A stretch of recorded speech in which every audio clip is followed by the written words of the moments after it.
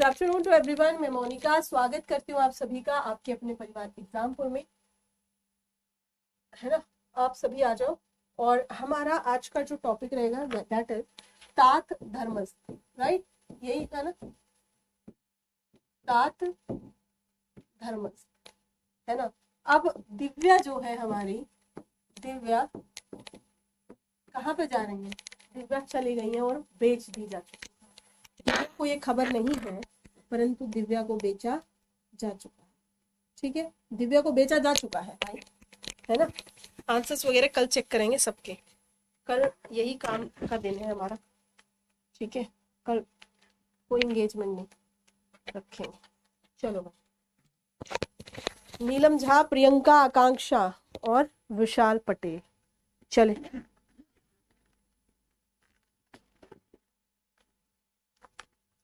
तात धर्मस्थ निकाल लेंगे। विकट प्रस्ताव कल हो गया था और तात धर्मस्थ आज खत्म कर देंगे। छोटा सा ही है तात धर्मस्थ, तो 4 पन्नों का ही है। फिर दारा को शुरू करेंगे। देखो, प्रहर रात्रि बीत जाने पर वसुमित्रा के चतुशाल में समाज का अंत हुआ। रात हो गई, वहां पर समाज का अंत हो गया, यानी कि नाच गाना बंद।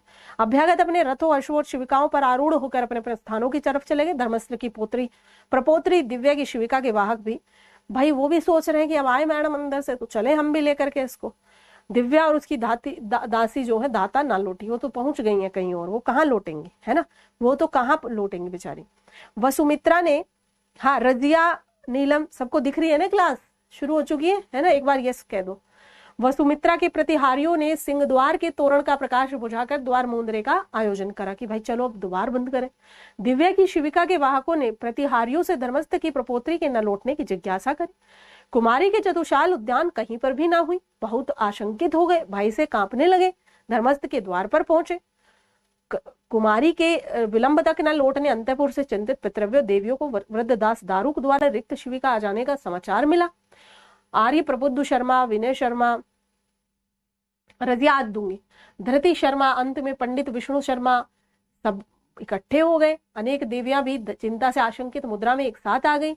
कुछ ही समय में तात धर्मस्थ महादेवी शिशुओं के अतिरिक्त संपूर्ण परिवार आस्थानागार में एकत्रित हो गया। आस्थानागार चतुशाल उद्यान के सिंह द्वार पर भृत्यों, दासों, प्रतिहारियों, इन सब ने जाना कि सूर्यास्त के कुछ पल पहले महारानी गई थी दाता के साथ में।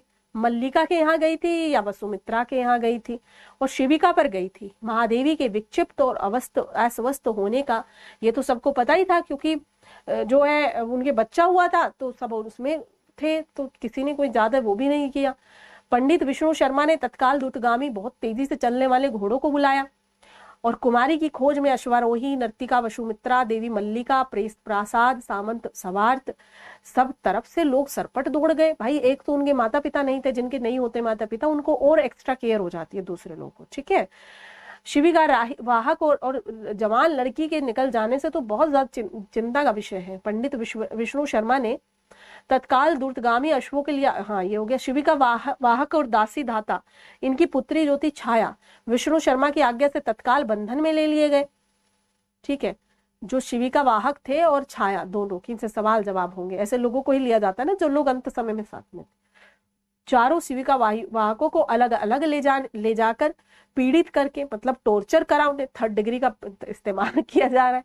सबसे पूछा कि क्या दिक्कत थी।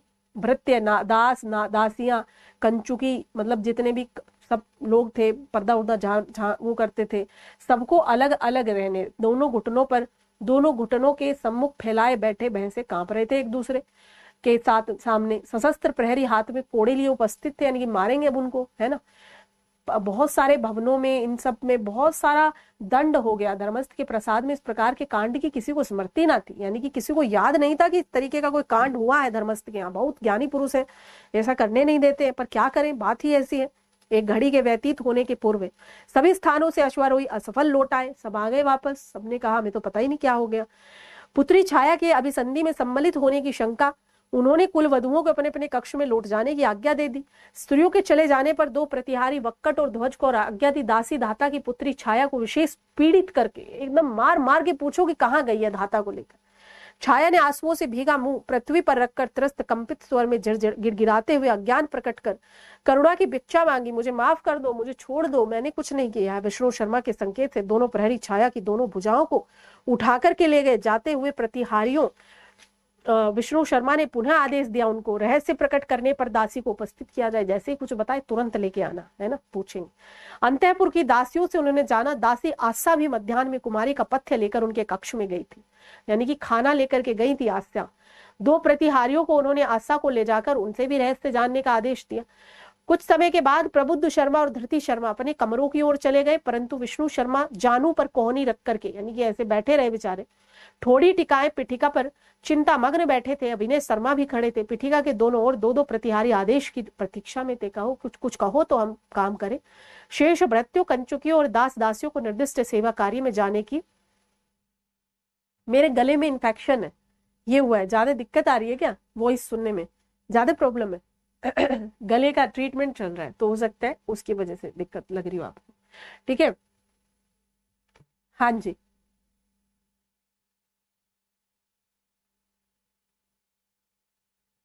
ठीक है,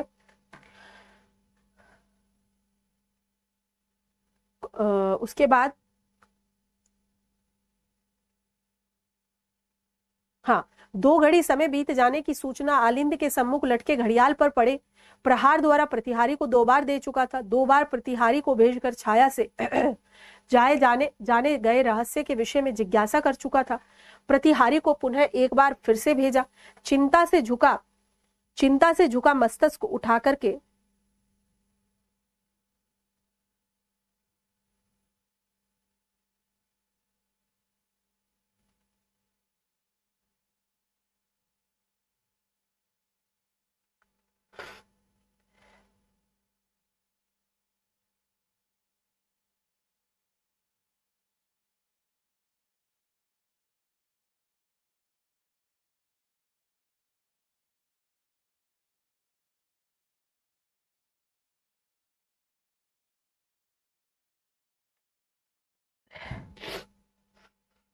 उन्होंने प्रतिहारी को भेजकर समाचार के लिए भेजा। उत्तर प्रत्येक बार नकार में आने से खिन्न होकर मौन हो बैठे।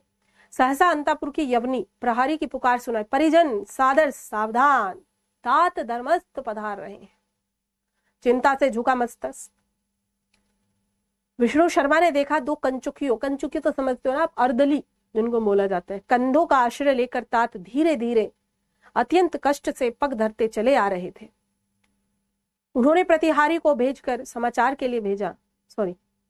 विष्णु शर्मा ने आसन छोड़ नतमस्तक हो तात को आसन ग्रहण करने की प्रार्थना करी। कंचुकियों के कंधे के आश्रय ही खड़े रहकर तात ने प्रश्न किया, मैंने कक्ष से आते क्रंदन का चित्कार सुना, दासी छाया कहाँ है? उपस्थित की जाए। कह रही है कि मैंने दासी छाया की आवाज सुनी है, कहाँ है वो? बुलाओ। आज्ञा पाकर तुरंत प्रतिहारी तुरंत आस्थानागार से चला गया। तात के चरण और गिरवा निर्बलता से कांप रहे थे, परंतु उसी प्रकार कंचुकियों के कंधों के आश्रय ही खड़े रहे। कुछ क्षण पश्चात प्रतिहारी ने लौटकर धर्मस्थ के सम्मुख जानू पृथ्वी पर टिका सिर झुकाए प्रार्थना की, आर्य भट्टारक का अभयदान दे, दासी छाया नहीं है। कंपित स्वर में तात ने, दासी छाया नहीं, कहाँ है दासी छाया? आर्य भट्टारक को अभयदान दे, दासी छाया जीवित नहीं है। बताइए, उसे पीट पीट कर मार दिया। बोलो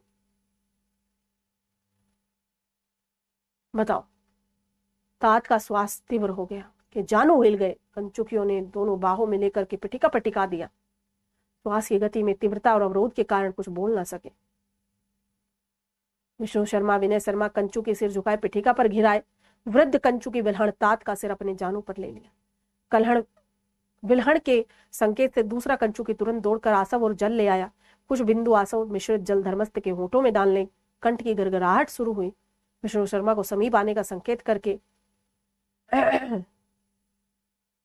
क्षीण और कंपित स्वर में बोले, पुत्र, अन्याय का प्रतिकार करने के आवेश में तुमने ये अन्याय किया है। इस अन्याय का प्रतिकार प्रयत्न एक दूसरे का अन्याय प्रारंभ होगा।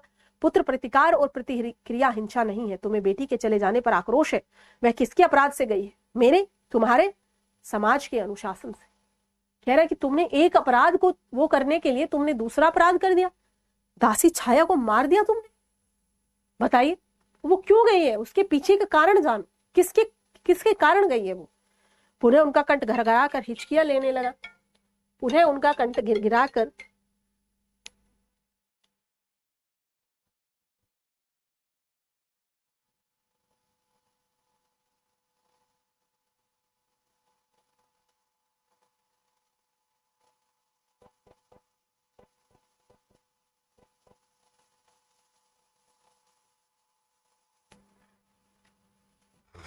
अत्यंत कठिनाई से फिर भी शीर्ण स्वर में बोले, छाया को, उसकी माता के स्वामी स्नेह को परिणाम पुत्र मुझे खोकर भी इस अन्याय का प्रायश्चित।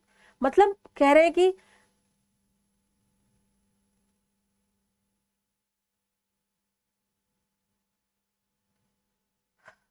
हैं कि छाया को डॉट डॉट डॉट उसकी माता के डैश स्वामी स्नेह का परिणाम, मतलब कह रहे हैं कि छाया की माता इतनी यहाँ पर रही करा, तुमने मतलब उसकी लड़की को ही मार डाला, वो उसके साथ है दिव्या के, क्या पता क्या स्थिति है। विल्हण ने पुनः कुछ बूंदे आसव धर्मस्थ के मुख में गिरा दी, मतलब वे मुंह में पानी डाल रहे हैं, क्योंकि मोब लिंचिंग तो नहीं कहेंगे, दो लोगों ने मारी है ना, पर मारी तो है ना, मतलब वो कहेंगे एनकाउंटर। हिचकियों के बीच अवसर तात ने स्पष्ट शब्दों में, अस्पष्ट शब्दों में कहा, पुत्र बेटी पर आक्रोशन करना, यानी कि शब्द भी तड़फड़ा सी रहे हैं, बोल भी नहीं पा रहे हैं। विल्हण के और जल देने पर वो निगल ना सके। श्वास की गति सरल करने के लिए विल्हण ने उनकी गर्दन को सीधा कर दिया, स्वयं श्वास रोके अपलक धर्मस्थ के नेत्रों की ओर लगाए थे। तात का माता विस्तर पर रख विल्हण दोनों हाथों से सिर पीठ चित्कार उठा। बताओ, जैसे वो थे राम जी के पिताजी, पुत्र वियोग से चले गए, ये पोत्री वियोग से। आस्थानागार पुनः परिवार के स्त्री पुरुषों से भर गया। प्रासाद के क्रंदन में चित्कार, तात के पुत्र पौत्र प्रपोत्र कुलवधुएं भृत्य कंचुकी दास दासियां सब रो रहे थे। बहुत बढ़िया आदमी थे, चले गए। हेमंत के पाले से निबिड़ आकाश में नक्षत्र भी अस्थिर और द्रवित जान पड़ते थे। अगला है तारा। अब बन गई हैं दिव्या, दारा में कन्वर्ट हो चुकी। मद्र गणराज्य की दक्षिण पूर्वी सीमा शतुद्री नदी, नदी का नाम शतुद्री, नदी के पश्चिम पत्तन पर दास व्यवसायी श्रेणी प्रतुल का सार्थगत संध्या से डेरा डाला था। दास व्यवसायी है, दासों का व्यवसाय करता है, ठीक है, इधर उधर दास बेचने का। अन्य दो व्यवसायी सार्थ भी नदी पार करने के लिए शौल्किक राजपुरुषों की अनुमति को प्रतीक्षा कर रहे थे, ठीक है।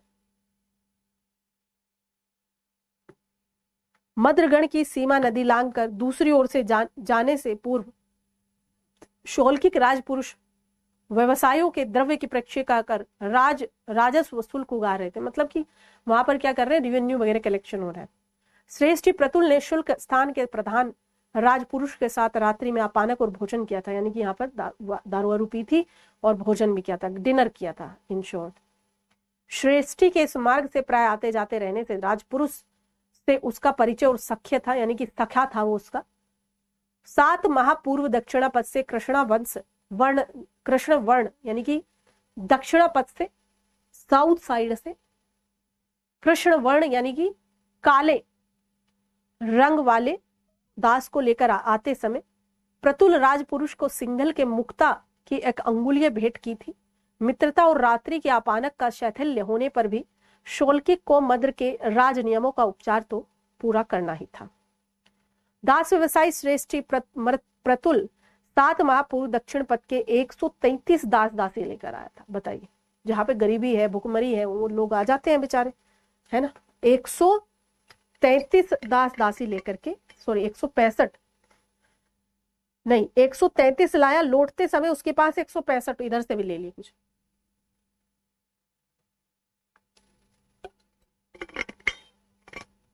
सभी नए थे, यवन थे, कुछ यूनान के थे, कुछ कश्मीर के थे, कुछ उत्तर पथ के थे, कुछ गोरवर्ण थे, अधिकांश दार प्रांत की गोरवर्ण थे, चपल नेत्र थे, ललित अंग दासियां थी, यानी कि काफी हॉट थी दासियां, काफी डिमांड में थी ये।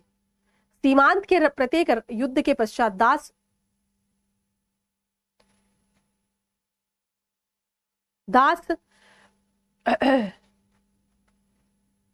व्यवसाय के लिए अनुकूल अवसर था, यानी कि काफी डिमांड में चल रहे थे लोग। शौल्किक राजपुरुष ने प्रत्येक दास दासी के क्रय मूल्य का ताड़पत्र देकर निश्चय किया और उसमें से अपहत अथवा अपने स्वामी की सेवा का भागा हुआ दास दासी तो नहीं, द्विज संतान तो नहीं, यानी कि किस हिसाब से हो रही हैं बोलियां लग रही हैं पैसे कि कोई भागा हुआ तो नहीं, यानी कि उसमें कोई दिक्कत तो नहीं, कोई द्विज संतान तो नहीं, कोई ब्राह्मणों का संतान तो नहीं है ना। ब्राह्मणों के संतानों को दास बनाते समय थोड़ा डर लगता है क्योंकि वो काम नहीं कर पाएंगे, फूलों के समान पैदा हुए पले। मद्र गणराज्य की राजमुद्रा धारण किया अधीन शौल्किक ने ताड़पत्र देखकर प्रधान शौल्किक का ध्यान आकर्षित किया। 7 माह पूर्व के लेख के अनुसार श्रेष्ठी प्रतुल मद्र गणराज्य की सीमा में एक पत्नी, 6 प्रतिहारी दास और परिचर्या के लिए एक दास और दास बालिका सहित बिक्री के लिए 135 दास दासी लेकर प्रवेश किया था। यानी कि उसने बताया उस ताड़पत्र पर देखकर कि कैसे कैसे इसका हिस्ट्री रहा है। अब श्रेष्ठी 2 पत्नियों से ही सीमा लांघना चाहता है, अब 2 पत्नियों को लेकर जा रहे हैं।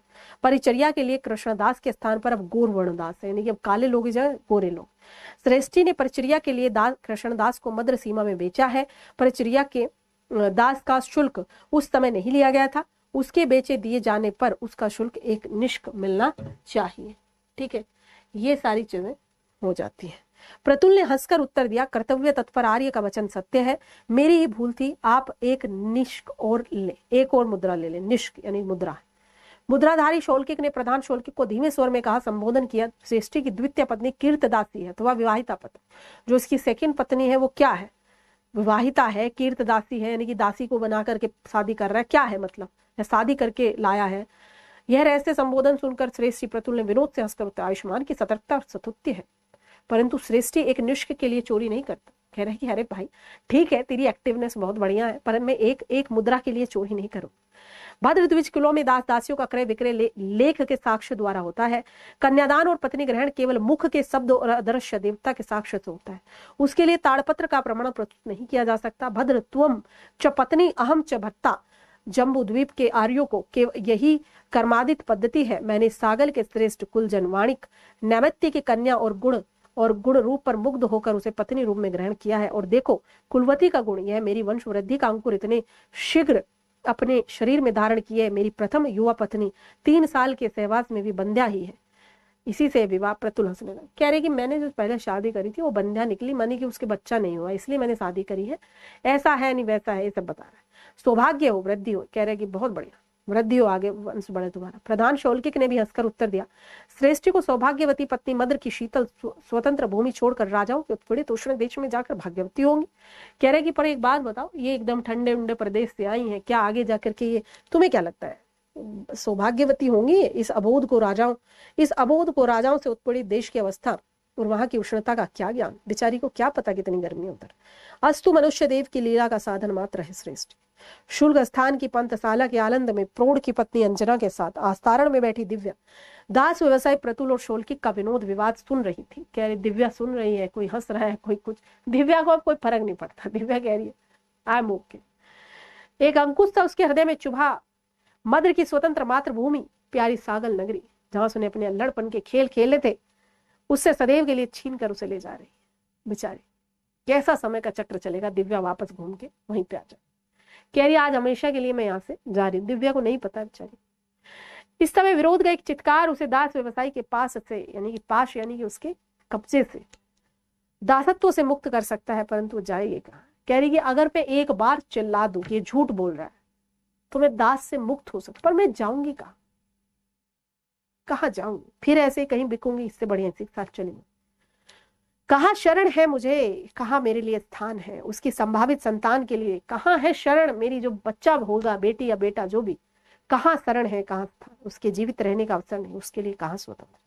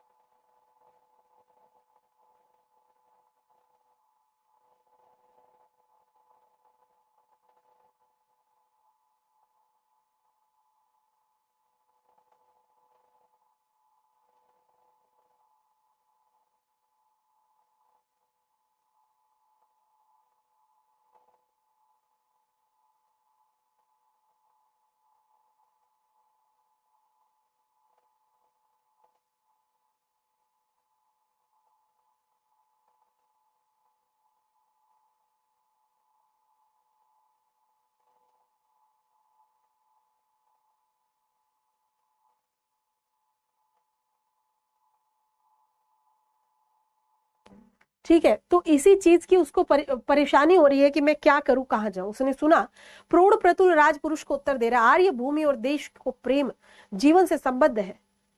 व्यक्ति जहां जीविका पाता है वही उसका देश है, और क्या। प्रेमी का प्रणय कुछ भी नहीं। कह रहे कि उसको जवाब दे रहा है, प्रौढ़ पुरुष को बता रहा है कि क्या है क्या नहीं है। ठीक है, प्रणय शब्द दिव्या के लिए, प्रणय शब्द दिव्या के लिए त्रास और आशंका में था। उसे प्रणय नामक शब्द यानी कि प्रेम मोहब्बत से भरे शब्द उसके लिए उसे ठीक नहीं लगते थे। इस शब्द का अर्थ था प्रथुसेन की प्रवंचना, यानी कि इसका मतलब था कि प्रथुसेन ने उसे छोड़ दिया है। इसी प्रेम के चलते तो प्रथुसेन के उसमें आई थी। प्रौढ़ प्रतुल से भी उसे त्रास हो गया था, बेटी संबोधन करके भी उससे निर्दरता। मतलब प्रतुल को भी प्रतुल उससे बेटी बेटी बेटी, यहाँ सो जाओ बेटी, यहाँ ठंड है बेटी, तो उससे भी उसे कोई बहुत निर्दय था। वो भी उसने दिव्या की एकमात्र जो उसकी साथ आई थी धाता, उसको भी कहीं छिपा दिया था। कहाँ चली गई थी? उस संध्या कक्ष में पृथक मूंदी जाने के पश्चात धाता का कोई चिन्ह नहीं उसे मिला। बस धकेली थी वो बाहर की तरफ, कहाँ ले गए पता नहीं। धाता के लिए बिलखने पर प्रतुल का स्नेह का नाटक करा, धीरज कराया। अंजना बार बार विस्मय प्रकट करती, हाय वह छलिया जाने कहाँ चली गई। अंजना बार बार कहती, अरे यहीं पे तो थी वो तुम्हारी दासी, पता नहीं कहाँ चली गई है। ऐसा है दिव्या ने अनुमान कर लिया, अम्मा संभवतः डर कर प्रसाद लौट गई होगी, चुप रह गई। उसने बेचारी ने सोच लिया कि चली गई होगी। प्रतुल के प्रत्यक्ष स्नेहमयी व्यवहार के पीछे बंदी को संतुष्ट सुरक्षित रखने की छलना और सतर्कता प्रतिक्षण झलकती रहती थी। दिव्या समझती थी प्रतुल की सहृदयता केवल उसे मद्र की सीमा से सुरक्षित पार ले जाने तक है, यानी कि सिर्फ वो इसीलिए सहृदय उसके प्रति, उसे पार करा देगा। मद्र की सीमा के पार दासत्व और उत्पीड़न का पाश उसकी प्रतीक्षा कर रहा था। मौन रहकर भी अपनी अनुभूति से पाश में बांध रही थी। पुनः आवेश कंठ तक आया, एक एक चित्कार से, एक एक शब्द वह उस यंत्रणा से रक्षा पा लेती थी। जाएगी कहाँ? सागर में तात के प्रसाद में जाएगी? कहाँ जाऊंगी मैं? असंभव, असंभव है मेरे लिए कहीं पर भी वापस जाना। बिल्कुल इन सब में प्रथुसेन की गलती है, पर यहाँ पर इन सब में दिव्या की ही गलती है। वो पड़ी क्यों ऐसे फंदों में? नहीं, बस एक बार मिल लूं, आज अंतिम बार मिल लूं, ठीक है। ओके, उत्पीड़ित होकर भी शरण पाए हैं, अशरण हो कहाँ जाएगी? मतलब कह रही कि उत्पीड़ित होकर भी एक शरण तो है कम से कम। अगर मैं अशरण ही हो जाऊं तो मैं कहाँ जाऊं? वर्षा में गर्भहीन स्तंभ की ओट पाने की यत्न करता है, यानी कि गर्भहीन स्तंभ की ओट पाने का वो कर रही थी। वर्षा थी ना, उसके नेत्र भीग गए, मौन रह गई।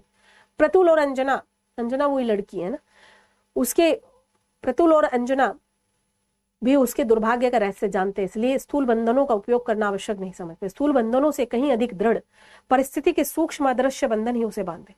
प्रधान शोल्की की अनुमति पाकर श्रेष्ठी प्रतुल का सार्थ शतुर्दी की धार के तट पर छिछले जल में खड़े बहुत बड़े बेड़े पर बैठ गए।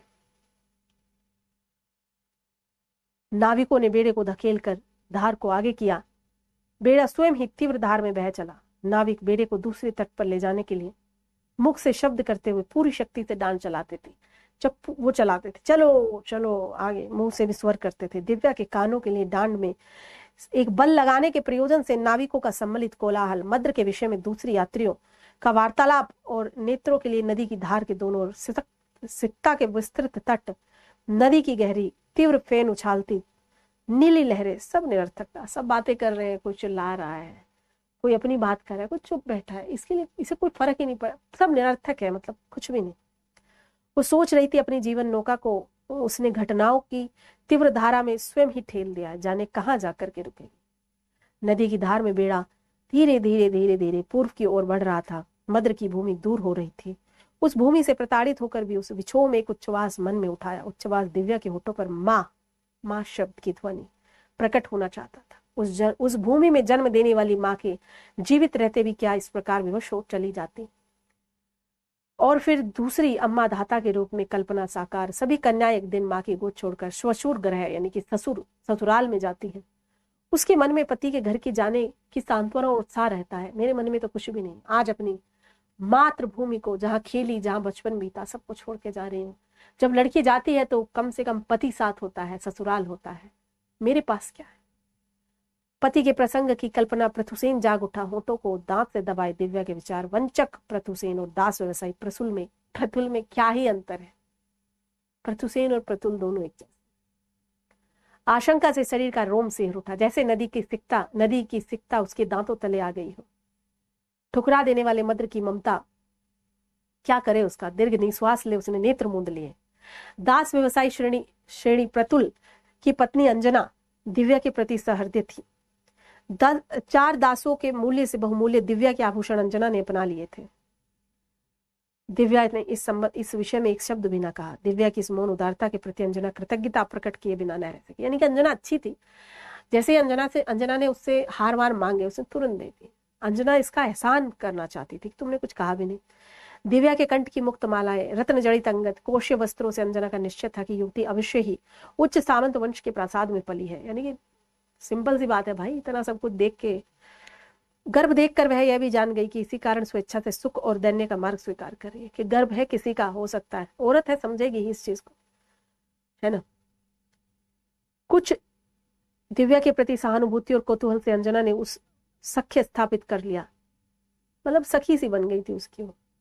उसका रहस्य जानना चाहती थी। दिव्या ने कातरता से संक्षेप में, तो मैं अभागी वंचिता, मेरे पितृगृह में सब था परंतु मेरे लिए कोई जगह नहीं थी। मैं इस अवस्था में, मेरा कुल मेरी सहायता नहीं कर सकता। आश्रय खोज में भटकती तुम्हारे स्वामी के हाथों पड़ गई। अब देव की इच्छा जो, मतलब बहुत ही ब्रीफ सा इंट्रोडक्शन दिया कि भाई देखो मेरे यहाँ पे सब कुछ था पर मेरे लिए कोई जगह नहीं थी। अब मेरा जो हो, मुझे कुछ उससे मतलब नहीं। श्रेष्ठी प्रतुल को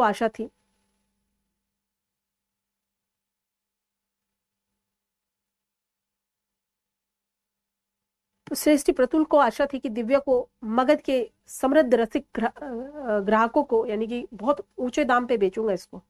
ऐसी रूपवती लावण्य में दासी के लिए 400 स्वर्ण मुद्राएं मिलेंगी मुझे। सूरसेन देश की मथुरापुरी नगरी पहुंचते पहुंचते दिव्या की अवस्था यात्रा योग्य ना रही। बेचारी को बच्चा होने वाला है, उसको नहीं चल पा रही। उसे किसी प्रकार का कष्ट सहने का अभ्यास नहीं था। रथ पर चलने में उसे कष्ट होता था। असम होने पर उसके प्राण निकल जाने की आशंका। पथ असम होने पर, यानी कि ऐसे ढलकों वाला जो पथ आता है ना, ऊपर नीचे ऊपर उबड़ खाबड़, ऐसा लगता था मेरे प्राण ही निकल जाए। यदि प्रसव हो जाने पर संतान को दूर कर 4-5 माह तक खिला पिलाकर पुष्ट करके बेचा जा सकता था। कोई भी रसिक उसके लिए नेत्र मूंद कर हाथों से ऐसे सोना लुटा देता। वह एक दासी के कारण वह कितने समय तक सूरसेन में टिका रह सकता था। भाई उसके बच्चा हो, फिर 4-5 महीने का वो बच्चा हो, जब तो कुछ हो, साथ वहां में एक नए 65 दासियों को दीर्घ समय तक व्यर्थ भरण भोषण कराएगा, उनको अलग खिलाए पिलाएगा। इस विलंब के कारण चैत्र माह में दक्षिण पंथों के दासों के मेले में पहुंचने से भी रह जाएगा, है ना। अपना हिसाब लगा रहे हैं सब। दास दासियों के रूप में मनुष्यों का व्यवसाय करते रहने, अभी ये है, लीगलाइज है। दास दासियों एज अ कॉमोडिटी लोग बेचे जाते हैं। बताएं मुझे फटाफट से, ये लीगलाइज है कि क्या है, इलीगल है। प्रतुल अनेक श्रेणी के मनुष्यों के शरीरों और स्वभावों की सूक्ष्मताओं से उसी प्रकार परिचित था जैसे कुम्हार अनेक स्थलों की मिट्टी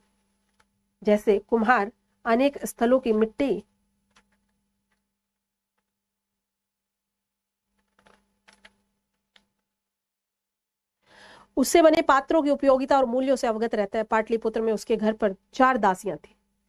पाटलिपुत्र मतलब कहाँ की बात हो रही है? उन दासियों का काम केवल गृहस्थ या स्वामी के लिए भृत्य कमाना न था, वे प्रति 18 महीने पर संतानें भी उत्पन्न करती थी। बताइए, दासियों से संतानें उत्पन्न करा रहे, फिर उन संतानों को बेच रहे, क्या लिंक बना रखी है। प्रतुल इन दासियों का ना बेचकर उनकी संतानों को बेचता था, क्योंकि दासी तो एक ही बार बिकेगी, संतान तो 8-10 बच्चे पैदा कर लेगी एक औरत। अभ्यस्त हो जाने के कारण दासियां संतान वियोग का दुख सहज ही सह जाती थी। ठीक है, मतलब अभ्यास हो गया था, संतान उनकी ले जाता था कोई, उन्हें अब कोई फर्क नहीं पड़ता। अभ्यस्त हो गई थी। एक संतान का वियोग होते समय 2-3 संतानें उसके समीप रहती थी। पौष्टिक भोजन से उनके प्रसव की निर्बलता तुरंत दूर कर देता था, है ना। बिल्कुल इलीगल है। परंतु दिव्या से ऐसी आशा न कर सकने के कारण प्रतुल और भी चिंतित था। कह रहे तो और बच्चे नहीं पैदा कर पाएगी, और 2-4-10 और इससे लेके जाएंगे तो ये तो क्योंकि द्विज कुल से आई है ना, तो भावुक हो जाएंगी।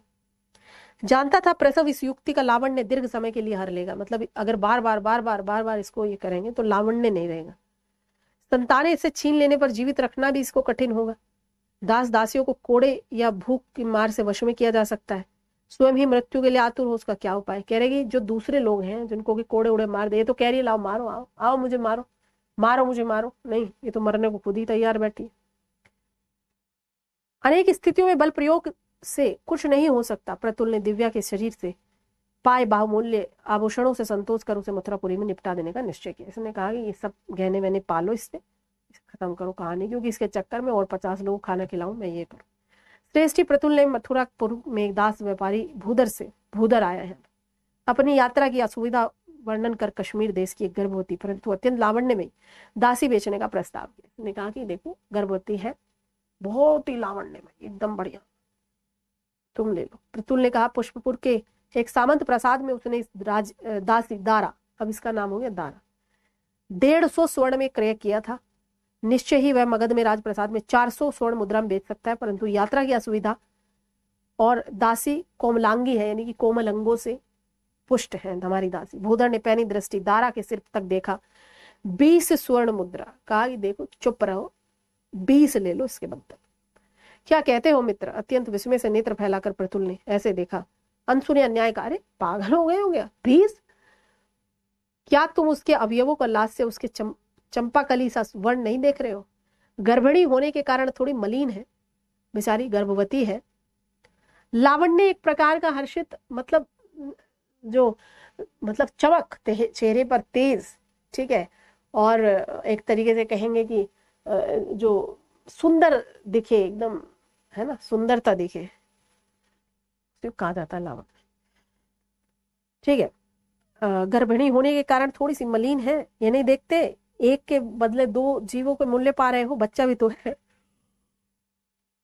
और फिर ये जो मलिनता है थोड़ा सा ऐसे ही लग रही है, कितने दिन तक रहेगी? माणिक पर धूल होने से क्या माणिक नहीं रहता? मोती पर अगर धूल जम जाए, हीरे पे धूल जम जाए, क्या मोती नहीं रहता?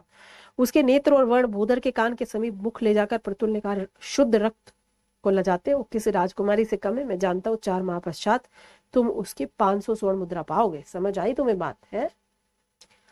श्वेत श्याम समश्रु में उंगली डालते हुए भूधर ने उत्तर दिया, मित्र वही सब देख रहा हूँ, गोधन और अश्वधन नहीं है, मतलब गाय या घोड़ा नहीं है, मनुष्यों का ही व्यापार मैं भी करता हूँ, ठीक है। उसकी जाति देखते हो, पलंग पर पली है, द्विज कन्या है मित्र, निश्चय गर्भणी, वह भी प्रथम बार का गर्भ है। उस पर यह लंबी यात्रा, यदि फिसल गई तो 20 मुद्रा भी गए, गिर विर गई, मर गई कहीं पे तो मेरे तो गए 20 भी। प्रतुल के कान के समीप मुख ले जाकर भूधर ने फिर कहा, मित्र अजात शत्रु और बृहद्रथ का समय गया। अजात शत्रु बृहद्रथ ऐतिहासिक लिए हैं इन्होंने, वो गया, अब पुष्यमित्र का शासन चल रहा है। सूरसेन का उपारिक है उग्र रवि शर्मा। किसी ब्राह्मण ने इसके रूप पर मुग्ध होकर अपने परिवार की बहू कह दिया तो वृद्धावस्था में राजदंड भोगते भोगते और पागल हो जाऊंगा। है कह दिया कि ये तो राज महिला है, राजपुरुष की पत्नी है, और ले जाते हैं, पता चले हमें और फाइन लग गया। तुम इसे मगध ले जाकर व्यर्थ राजदंड में फंसोगे। मगध मत लेके जाओ, मगध में बैठे राजवंशी सब। दासी दारा अभी प्रसव वेदना से मुक्त न हो पाई थी कि देव ने उसको दास व्यापार भूधर के द्वार पर भेज दिया। कह रहे चलो भैया भूधर अब नए आए, नए एंट्री होगी। याज्ञिक पुरोहित चक्रक की पत्नी एक बालक प्रसव करते ही विषम ज्वर से पीड़ित है। एक है यहाँ पर पुरोहित चक्रधर, उनकी पत्नी जो है बुखार चढ़ा हुआ है। वैद्य ने रोगी माता का स्तन नवजात शिशु को देने से मना कर दिया है। घर की गैया का दूध उनको पचता नहीं है, ठीक है। तो पुरोहित चक्रधर ने सुना कि दास व्यापारी भूधर के यहाँ पे आई है एक प्रसूता दासी, मतलब अभी बच्चे को जन्म दे रही है। 50 स्वर्ण मुद्रा में दासी दारा को संतान के साथ क्रय कर लिया। तो अपने बच्चे को दूध पिलाना, हमारे बच्चे को दूध पिलाना, ठीक है। अब जो है पुरोहित पुत्र भी हृदय से लगा लिया बेचारी ने, अपनी संतान लेके दारा ने। देवताओं की कृपा से धन्यवाद दिया कि अपनी संतान का पोषण अच्छे से कर सकूंगी, क्योंकि चक्रधर खूब खिलाएगा, बच्चे को दूध मिले, है ना, अपने को भी खिला लेगी बेचारी, पिला लेगी। अपनी ही संतान जैसे एक और नवजात शिशु था, ठीक है, और खैरेगी उसका भी पोषण करने लगी। नवजात शिशु के प्राण जो थे, सॉरी, अपनी ही संतान के जैसे एक नवजात शिशु के प्राण बचा सकने के सुख से उसने सोचा कि चलो कुछ तो अच्छा करूंगी। विषम ज्वर से मुक्ति पाने पर द्विज पत्नी के स्तन सूख गए थे, अब उनमें दूध नहीं आता था। दोनों दारा द्वारा नवजात शिशु के हृदय से लगाकर उसमें अंतर अनुभव करने का यत्न करने लगी। अंतर अनुभव ना करने का, यानी कि कोई अंतर नहीं समझती थी अपने बच्चे में और दूसरे के बच्चे में। ठीक है, तो यानी कि बढ़िया बात थी ना ये तो। दारा संतोष ना पा दारा व संतोष पा न सकी, शीघ्र ही उसकी अनुभूति बदल गई। स्वामिनी की आज्ञा थी कि पहले स्वामिनी के पुत्र को दूध पिलाओ, फिर अपने पुत्र को दो। आज्ञा शूल की भांति, भाई देखो भैया ऐसे, एक तो बाप नहीं, पहले इतनी वंचिता है और कह रही पहले मेरे बच्चे को दूध पिलाओ, बचेगा बाद में उसको। द्विज पुत्र की संतान स्तन करा देने के पश्चात उसके अपने पुत्र शाकुल के लिए दूध ही नहीं बचता था। उसका नाम था शाकुल, उसके बच्चे। अपनी संतान की क्षुधि देखकर दारा का हृदय रोटता था। द्विज पत्नी की दृष्टि से ओट करके, मतलब छिप छपा के थोड़ा बहुत दूध उसको भी पिला देती थी। स्तन की चोरी करने लगी। द्विज पुत्र के क्षुब्ध होने से स्तन दूध रहित होने लगे। संतान के क्षुधित रहते थे स्तन द्विज पुत्र को दारा के लिए असह्य यंत्रणा, अपने को पिलाए उसको पिलाए, बहुत ज्यादा दिक्कत। अब दारुण घृणा बैठ गई अब उसके चक्रधर के लड़के के लिए। छाती में दूध होने पर भी स्वामी की संतान के मुंह में स्तन देने से दूध उतर ही ना पाता। जब तक माँ नहीं चाहेंगी तब तक ये ऐसा नहीं होता है, तो वो एकदम से घृणा सी करने लगी। ठीक है, वात्सल्य भी तो कुछ होता है ना, तो वात्सल्य के साथ माँ दूध पिलाती है तब दूध उतरता है, ऐसे नहीं होता है, तो उतर ही नहीं पाता। द्विज पत्नी अपनी संतान के प्रति दासी की कुटिलता, निर्दयता और चोर कर्म से अत्यंत क्रुद्ध हो गई। कहा कि बहुत बदतमीज है, एकदम कुटिल है। उसने दारा की कठोर प्रताड़ना की, सदमार्ग पर आते न देखकर संतान छीन कर अन्यत्र बेच देने की भर्त्सना करी। कहा कि अगर तुम सीधे सीधे रास्ते पे नहीं आ रहे हो तो वह बच्चा छीन के कहीं और बेच देंगे। आज्ञा दी स्वामिनी को संतान स्तन से संतुष्ट करे, संतान को ना छुए, अपनी संतान को नहीं छूने तुम्हें, मेरे बच्चों दूध पिलाने के लिए लाए तुम्हें यहाँ पे। दारा का पुत्र एक फटे वस्त्र पर आनंद में पड़ा रहता था बेचारा सारा दिन। स्वामी की संतान गोद लिए सजल नेत्रों से अपने बालक को देखती रहती थी। दारा को ऐसी अवस्था में देख स्वामी ने क्रोध से क्षुब्ध हो जाती। अपनी संतान के प्रति दासी के मानसिक विश्वास पात्र के लिए घोर कह रही कि तुम विश्वासघात कर रही हो मानसिक रूप से, बच्चों गोद में लिए पड़ी हो, हमारे बच्चों को प्यार करो, उसको दुलार करो, अच्छे से खिलाओ, उसको दूध पिलाओ। स्वामी की संतान के मुख में अपना स्तन दिए जाने पर पुत्र को शुतार्थ देखती, अपने बच्चे को भूखा देखती, उसके लिए असहनीय था ये चीजें, उस ओर से नजर हटा लेती थी बेचारी। ऐसी अवस्था में दूध न पाने के कारण द्विज पुत्र धात्री का स्तन अपने दंतहीन जबड़े से तोड़कर छटपटा उठता था। इसका बेटा एकदम चतुर द्विज पुत्र ऐसी परिस्थिति का उपाय जानती थी। दारा के पुत्र साकुल को उसके सम्मुख लाने की आज्ञा दे देती थी। पुत्र के प्रति ममता उभर आती और उसके स्तनों से दूध उभर आता, आंखों से आंसू, बहुत चंट थी एकदम। दारा इस आयोजन की ओर निष्पलक देखते रहती, क्या हो रहा है। द्विज पत्नी दारा की प्रताड़ना कर उपदेश देती, तू कितनी दुष्ट है, कुटिल है, अपने पाप का फल इस जन्म में दासी होकर भोग रही है और उस जन्म में स्वामी के प्रति विश्वासघात का कब तक भोगेगी। पशु होकर भी यह गाय तुमसे ज्यादा धर्मशील है, मतलब ये जो पशु है गाय, ये तुमसे ज्यादा अच्छी है। कोई उत्तर ना देकर के स्वयं दारा अपनी तुलना गाय से करती। केवल उसके गले में रस्सी नहीं है पर है गाय के जैसी, विवश एकदम। अनुमान करती कि गाय के हृदय की अन्याय की भावना प्रतिहिंसा अनुभव करती है। ठीक है, दासी होकर अपने शरीर को समझना, उसके विश्वास में पाप था परंतु वह दिव्या थी। ठीक है, वह विवश थी, दिव्या। सोचती उसके संतान को जीवन के लिए पोषण का अधिकार क्यों नहीं है, मतलब मेरी बच्चे को क्यों नहीं मिल रहा है न्यूट्रिशन। मौन रहने पर भी उसकी कल्पना बावली होठ थी। उसके साकुल का जन्म इन परिस्थितियों में न होकर पृथुसेन के महल में होता, उत्सव होता, सारी दिशाएं गूंज उठती, पता नहीं क्या क्या होता। पृथुसेन की संतान होने से साकुल के लिए सब कुछ प्राप्य होता, यानी कि सब कुछ प्राप्त हो जाता, उसके लिए प्राप्त हो जाता। उसकी अपनी संतान होने से साकुल के लिए प्राप्य नहीं, जीवन में उसके लिए कोई स्थान नहीं। वह जैसे पात्र से छलक गई, वह जैसे पात्र से छलक गई जल की बूंदों की भांति है, यानी कि जैसे मतलब जैसे किसी गिलास से चीजें छिड़का दी जाती है, वैसे सा है वो। ठीक है, और परंतु वह अपनी संतान की दृष्टि पृथुसेन की संतान स्वीकार ना करेगी, मतलब वह अपनी संतान को उस दुष्ट पृथुसेन की संतान नहीं मानती है। उसके लिए उसने असंभव था जो किया वो करेगी, संभव था जैसा भी बिक गई, ये हो गया बच्चे के लिए। तो दारा की कल्पना अतीत की ओर चली जाती। उसने अपने जन्म के समय भी अपनी उसकी माता भी बीमार थी जब वो पैदा हुई, उसका पोषण धात्री के स्तन से हुआ था, उसने दूध पिलाया छाया की माँ ने। क्या ये उसी कर्म का फल है? उसने मुझे पिलाया, मैं किसी और को, वो छाया भी तो छोटी थी ना, उसको ये लगता था कि छाया का दूध छीन के मुझे देती थी, तो ऐसा तो कुछ नहीं। बोध श्रवण कहते मनुष्य अपने कर्म से ही दुख पाता है, परंतु मेरे बच्चे का क्या कर्म है, इसने क्या कर्म कर दिया, ये क्यों दुख पा रहा है? बोध कहते हैं तो ये किसका दुख पा रहा है? अभी तो उत्पन्न ही हुआ है, उत्पन्न होने से पूर्व उसका कोई कर्म फल लुट गया, अभी क्या हो गया? कर्म फूट गए उसके पैदा होते, जानता है कि किस कर्म का दंड भोग रहा है? वह जानता भी नहीं, उसने ऐसा कौन सा कर्म कर दिया है जिसका दंड भोग रहा है। ठीक है, हे देवता, कितना अपराध, दुष्कर्म किए जाने पर बोध बालक दुष्कर्म से बचने का निश्चय कैसे करे? यदि दुष्कर्म मैंने किया है तो दंड के लिए मैं प्रस्तुत हूं ना, मुझे दंड दे। मेरा पुत्र क्यों क्षुधा पीड़ित हो, वो क्यों बेचारा भूख से तड़पे? मैंने कौन से दुष्कर्म किए? क्या प्रथुसेन के अनुराग पाप, क्या प्रथुसेन से प्यार करना पाप था? क्या गर्भ धारण करना ही पाप था?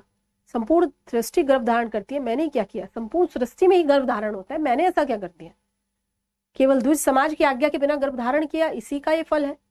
क्या कर्मफल देने वाला द्विज समाज? अरे भाई, इतने सवाल पूछ रही है दिव्या खुद से, मैंने क्या कर दिया? क्या उससे प्रेम करना, क्या बच्चा पैदा करना, क्या गर्भ धारण करना, क्या ब्राह्मणों के यहाँ पर नहीं किया, क्या ये सारी चीजें दिव्या के मन में आ रही हैं।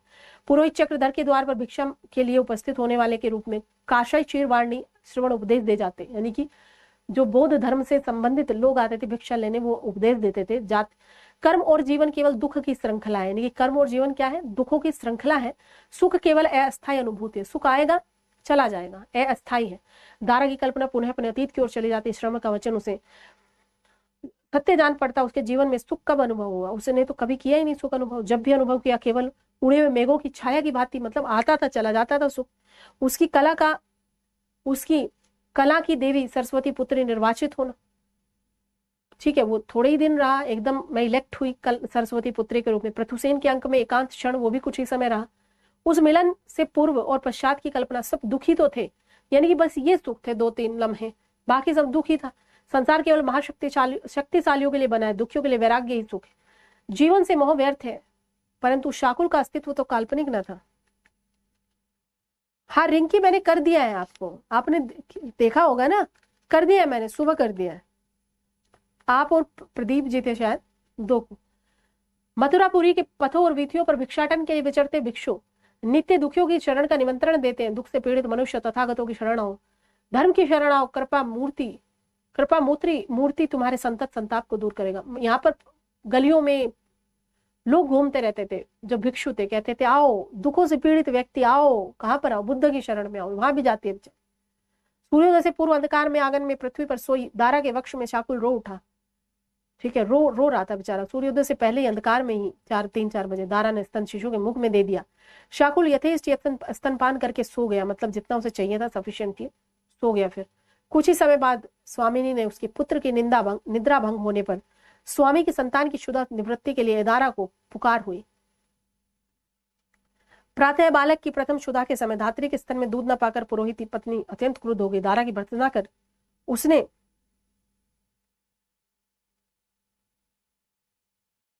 नीलम झा जी मेरा नहीं है, कोई बच्चों ने बनाया हुआ है, ठीक है, स्टूडेंट्स ने बनाया हुआ है, ओके। तो आप भी उसमें मेल कर दीजिएगा, है ना, मेल कर दीजिएगा मुझे, मेरा मेल एड्रेस होगा आपके पास, नहीं है तो कोई स्टूडेंट भाई यहाँ मेल लिख दो, इनको मिल जाए, ठीक है। कह रही कि उसने कहा कि बहुत आज परेशान हुई, दुखी हो गई वो स्वामिनी। कह रही है तूने, मतलब सुबह सुबह दूध नहीं मिला तुम्हारे स्तनों में, रात भर का जो स्टोर हुआ कहाँ गया? समझ गई एकदम से। कह रही चलो आज धान कूटो।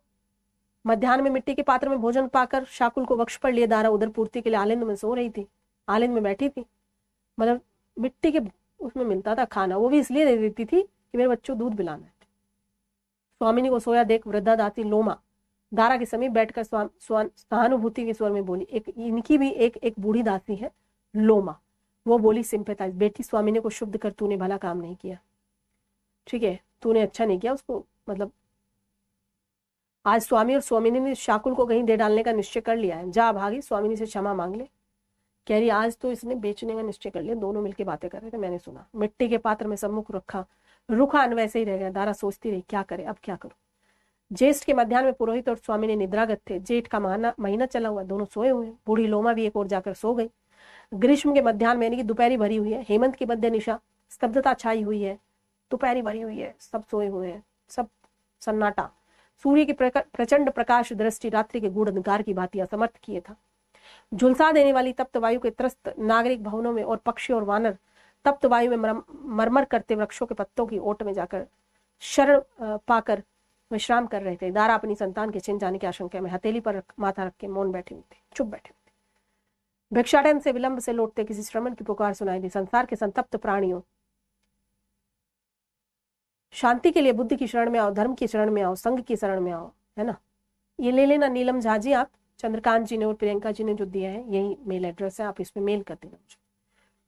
शरण के लिए आओ, तो यहाँ भी जाती है। मध्य शरण के लिए व्याकुल दारा भिक्षु की शरण देने के निमंत्रण की अवहेलना न कर सकी, एकदम भाग ली कि चलो मैं ही चल देती हूँ पहले।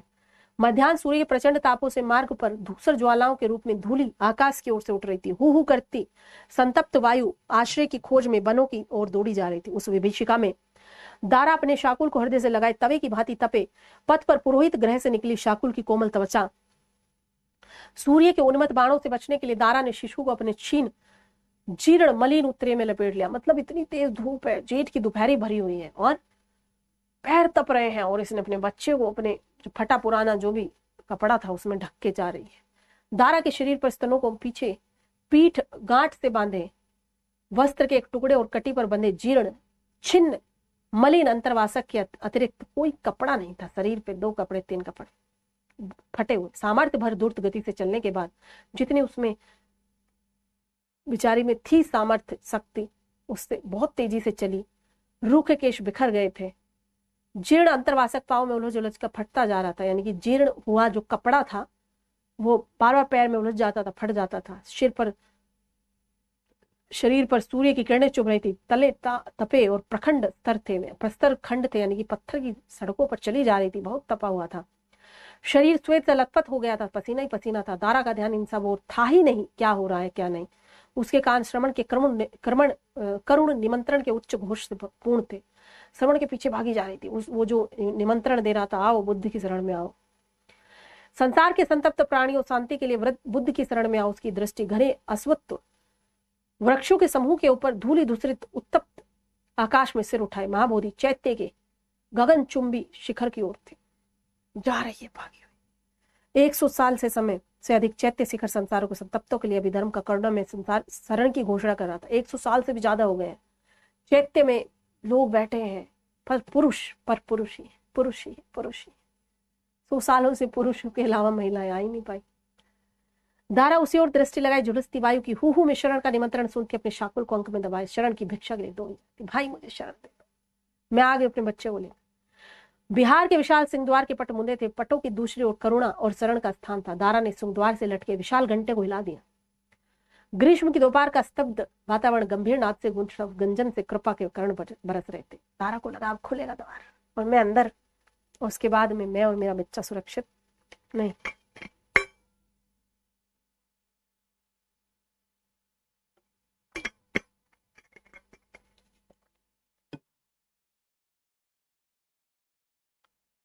शांत मुद्रा में कृपा हस्त उठाकर स्थविर ने आश्वासन दिया, नहीं। विशाल द्वार के पटों में एक छिद्र खोला। छिद्र से एक तरुण भिक्षु ने निद्रा लसित प्रश्नात्मक दृष्टि से दारा की ओर देखा। दारा खुला उठी, भंते शरण चाहती हूँ, बुद्धि की शरण, धर्म की शरण, संघ की शरण चाहती हूँ। भंते मुझे अंदर ले लो। भंते क्या कहा जाता है, जो बहुत भिक्षु। तरुण भिक्षु के नेत्र अदृश्य हो गए। छिद्र मुंद गया, दिखना बंद हो गया। उसने छेद मूंद दिया। प्रतीक्षा में कांपती हुई दारा ने द्वार के पट से सिर टिका दिया। कुछ क्षण पश्चात द्वार के पट का एक भाग खुला। करुणा मूर्ति प्रौढ़ स्थविर प्रकट हुए। कंपित तन और कंपित स्वर से द्वारा पुकारो, शरण दया में धर्म पिता मुझे शरण दे दो। कहाँ पर रही थी दारा, मुझे अंदर ले लो, मुझे शरण दे दो, बहुत परेशान।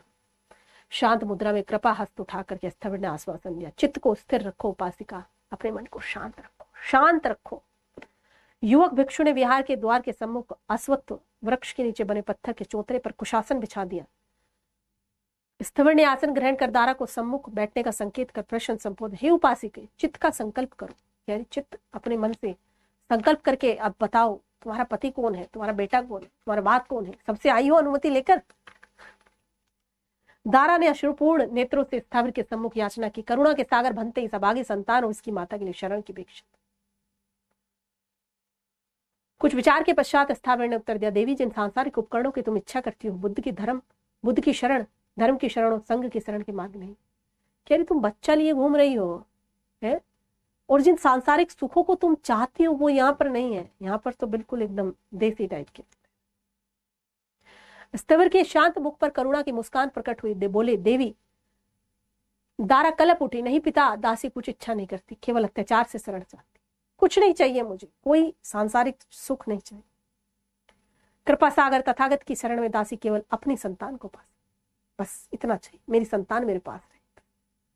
स्थवर के शांत मुख पर करुणा की मुस्कान। हे बोले, देवी संसार के सभी संबंध मोह है, दुख का कारण ही मोह है। तुम अपने बच्चे से इतना मोह करती हो, क्या तुम्हें चाहिए? मोह से संशयित चित्त शांति और शरण नहीं पाता। तुम मोह में उलझी हुई हो, बच्चे के मोह में। दारा स्थवर के मुख की ओर निष्पलक देखते रहे। निराशा ने उसकी व्यग्रता को दबा दिया। पुनः सांस कर बोली, धर्म पिता, दासी तथागत के सर्वभूत दया के धर्म चक्र में है, इस विहार में शरण की भिक्षा मांगती है। दासी विनय और शील का पालन करती शरण में मोह से मुक्ति पाएगी। मुझे अपने यहाँ रख लो, ठीक है, मुझे यहाँ पर रख लो।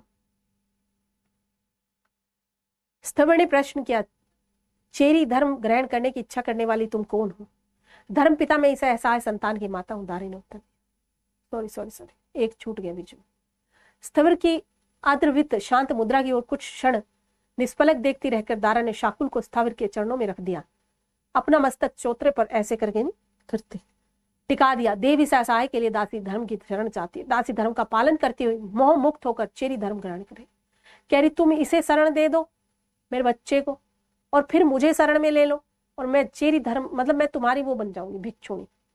निद्रागत बालक कठोर पत्थर के स्पर्श से मुख खोलकर चित्कार कर उठा। उस विरूपता से नेत्र मूंद कर स्थवर ने आदेश, देवी बालक को अंक में ग्रहण करो, जल्दी गोद में ले लो, बच्चा रो रहा है। स्थवर ने प्रश्न किया, चेरी धर्म ग्रहण करने की इच्छा करने वाली तुम हो कौन हो तुम? पहले ये बताओ। धर्म पिता, मैं इस असहाय संतान की माता हूं। क्या तुम्हारे चेरी धर्म ग्रहण करने में तुम्हारे पति की अनुमति है? फिर आ गया पति, ठीक है। क्या तुम अपने घर पूछ के आई हो, भिक्षुणी बनने आई हो? नहीं देव, पति नहीं है। यदि तुम्हारा पति नहीं है तो अपने पिता की लेकर के आए अनुमति। उसने कहा अपने पिता की मांग के लाओ अनुमति, परमिशन। दारा ने कहा पति भी नहीं है, पिता भी नहीं है। गर्दन झुका स्थविर बोले, यदि पिता और पति नहीं है तो क्या तुम्हारे पुत्र की अनुमति? अरे भैया, थोड़ा छोटा बच्चा है वो, उसकी क्या अनुमति रहेगी? बोल नहीं पा रहे कुछ। देव, दासी का पुत्र भी अनुमति देने योग्य नहीं है। उसने अस्वीकृति में सिर हिला दिया। स्थविर उसी प्रकार निश्चल रहे। पुनः प्रश्न किया, यदि तुम दासी हो तो क्या अपने स्वामी की, अब जाओ चक्रधर की स्वामी की वो लेके आओ। भैया चक्रधर दे रहा है अनुमति, खरीदा है पैसों में उसने। स्थविर उसी प्रकार निश्चल रहे। उन्होंने पुनः प्रश्न किया, स्वामी की लेके आओ। नहीं देव, दारा ने पुनः सिर हिलाकर कहा। दासी शरण के लिए प्रार्थना करती है। भैया मैं कह रही हूं, मैं इंडिविजुअल, तुम मुझे शरण दे दो। स्थविर ने अपने झुके हुए नेत्र उठाए, दारा की ओर देखकर बोले, देवी धर्म के नियमानुसार स्त्री के अभिभावक की अनुमति, हम तो यहाँ गार्जियन की अनुमति लेंगे, नहीं तो तुम्हें शरण नहीं मिलेगी। दारा अपने दुर्भाग्य से हतचेतन होकर स्थविर की मुख की ओर देखते रहे। आसन से उठते हुए हाथ जोड़कर निवेदन किया, परंतु देव भगवान तथागत ने वेश्या अम्बबाली को भी संग में शरण दी थी। एक वेश्या थी अम्बबाली, वो किसकी लेकर आई थी? परमिशन। तो कहता वेश्या थी स्वतंत्र नारी और तुम्हें बच्चे की माँ हो, ठीक है। तो वेश्या स्वतंत्र नारी थी, हस्तचेतन द्वारा मुक्त ओष्ठ करके स्थविर की ओर देखते रह गई, होठ खोल के देखते ही रह गई, क्या कह दिया है। स्थविर द्वार के भीतर अदृश्य हो गए। युवक भिक्षु भी कुशासन समेटकर पटों के पीछे चले गए। द्वार के पटपुंज खुले रह गए। ताप से हू करती संतप्त वायु अश्वत्थ वृक्ष के पत्रों में आश्रय खोजती रही। दारा उसी प्रकार मुक्त ओष्ठ यानी कि खुले होठों को करके चौतरे पर बैठे रहे। उसका जड़ मस्तिष्क को कुछ भी सोचने समझने में असमर्थ था, उसे केवल सुनाई दे रहा था। वेश्या स्वतंत्र नारी है देवी, तुम स्वतंत्र नारी भी नहीं हो, सोचो, फ्री नहीं हो तुम। साकुल ने रोकर दारा को सचेत किया, मतलब सोचते ही रह गई। वो जब रोया तो थोड़ी सी एक्टिव हुई। शिशु का क्रंदन रोकने के लिए अपना स्तन शिशु के मुंह में दे दिया। शुष्क स्तन को काट कर भी दूध पाने में असमर्थ बालक, बेचारा सूखे हुए स्तन है, दूध नहीं आ रहा है, जब खाना पीना कुछ नहीं। अधिक समय तक आत्मसमर्थ अथवा चेतन रहने की सुविधा भी दारा को न थी। अपने पेट में कुछ डालकर बालक की भूख को भूख से उस उदर की आंतें उगला उठी कि मैं पहले कुछ खाऊं तो आए। दारा चौतरे से उठी, श्रांति और असमर्थ से उसके पांव डगमगाए। बाहुल ने शाकुल के भार से निर्बलता अनुभव की, यानी कि बाहुओं ने, बताओ, साकुल का बोझ भी भारी लग रहा है। निर्बलता अनुभव की, जैसी शिशु उसकी गोद से गिर जाएगा। पल भर में उसने अपना शरीर वश में किया। अश्वत्थों की छाया छोड़ वह फिर सूर्य की प्रखर किरणों में फिर से झुलसती हुई तप्त धूल भरी हू करती गर्म वायु के झोंकों में साकुल को हृदय से लपेटे जा रही थी। अब बताओ कहाँ जाए दारा? दारा अब कहाँ जाए? कौन सा स्थान है? वापस जाए चक्रधर के यहाँ? दारा शरण की आशा में दौड़ती, जिस मार्ग से आई थी उसी मार्ग पर शीतल पथों से लौट रही थी। भागी भागी आई थी, अब धीरे धीरे जा रही। भाई के कारण शाकुल के लिए शरण ढूंढने पर पुरोहित के घर से निकल पड़ी थी। अब वह और उसका शाकुल दोनों आशरण थे। बेचारे दोनों ही आशरण हो गए थे। दारुण व्यथा और आघात से उसके जड़ हो गए मस्तिष्क में केवल एक ही बात स्पष्ट थी, वेश्या स्वतंत्र नारी। परतंत्र होने के कारण, यानी कि आजाद नहीं होने के कारण उसके लिए कहीं शरण स्थान नहीं। दासी होकर वह परतंत्र हो गई। दारा का मस्तिष्क झुंझला उठा। स्वतंत्र थी ही कब? वह कब थी? कभी दादा है, कभी कोई है, कभी कोई है। अपनी संतान को पा सकने की स्वतंत्रता के लिए दासत्व को स्वीकार किया है मैंने। अपना शरीर बेचकर उसने इच्छा को स्वतंत्र रखना चाहे, परंतु स्वतंत्रता मिली कहाँ मुझे? कुल नारी के लिए स्वतंत्रता कहाँ? केवल वैश्य ही स्वतंत्र है। दारा निश्चय के अपनी संतान के लिए वह स्वतंत्र होगी। दिन के चौथे पहर सूर्य मथुरापुरी की विशाल अट्टालिकाओं की ओर जाने से विथियों पर छाया हो गई। कलांत विरूप और शाकुल की श्रांत बाहों से शुष्क स्तनों पर चिपकाए हुए नगर के पथों और विथियों पर भटक रही थी। अट्टालिकाओं की छाया में शरण पाकर वत और विथिया जाग उठी। पथ पर जाते नागरिकों में से एक को दारा ने संबोधन किया। नागरिक वेश्याओं का मार्ग किस ओर है? पूछ रही है, भाई मुझे वैश्य ही बन जाने दो, मैं स्वतंत्र तो हो जाऊंगी अपने बच्चे के लिए। पूछ रही है वेश्याओं का द्वार किधर है? समीप से जाते दूसरे नागरिक ने परिहास किया। नारी को वेश्याओं से प्रयोजन? मतलब नारी अलग है, वेश्या अलग है इनकी नजरों में। बच्चा गोद में है तो ये नारी है।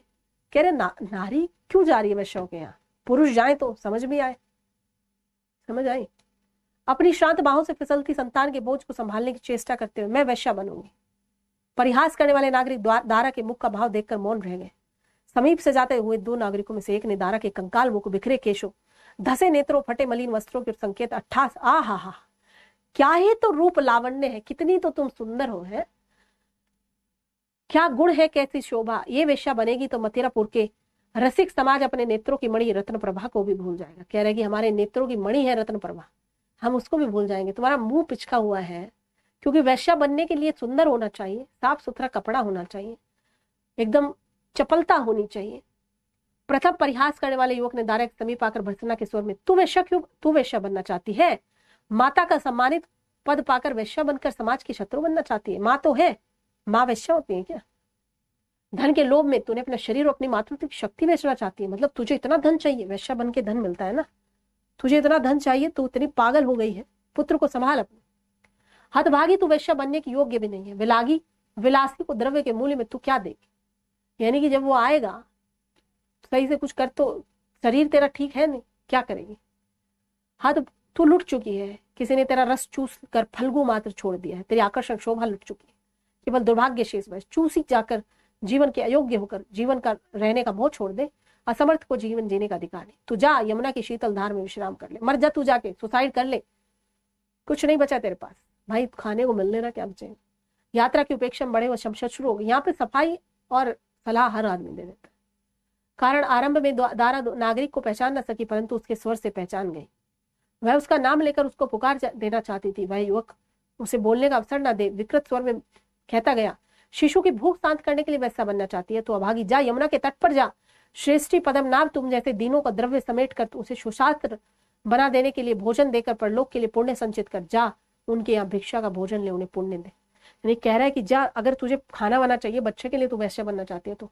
अब ये कौन है जिसका नाम दिव्या लेना चाहती है, जिसको पहचान गई है दिव्या? कौन है बताएं?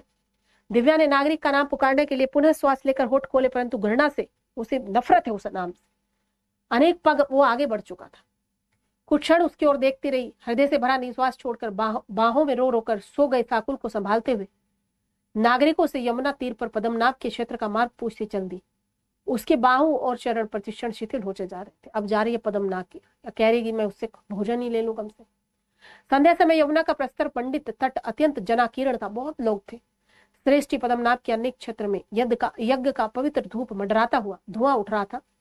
आकाश की ओर उठ रहा था। कंगालों के समूह अन्य क्षेत्र पर परस्पर एक दूसरे को ठेलते यहाँ पर सब थे।